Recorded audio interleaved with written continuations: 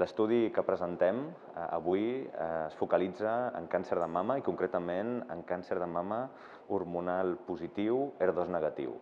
un càncer de mama que representa el 70% de tots els tumors.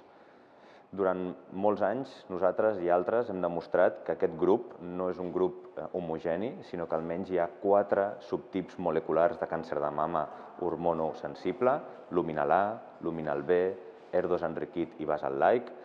Hem fet investigacions en càncer de mama precoç, on hem demostrat el seu valor pronòstic i potencialment terapèutic.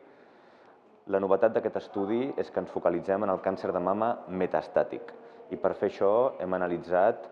1.160 mostres de pacients que van participar en 3 estudis de fase 3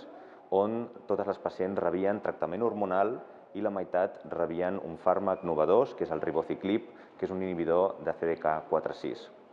El que hem demostrat és que els subtips, la classificació molecular és pronòstica, és a dir, prediu el comportament de la pacient amb aquest tractament, però no només això, sinó que hem demostrat que aquesta classificació prediu benefici al ribociclib. I concretament hem demostrat que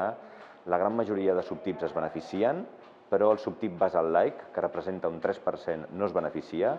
i un subtip molt agressiu, que es diu ER2 enriquit, té un gran benefici a aquest fàrmac. Això el que ens portarà és a subdividir aquesta malaltia metastàtica en aquests 4 subtips i els estudis clínics ja estan en marxa.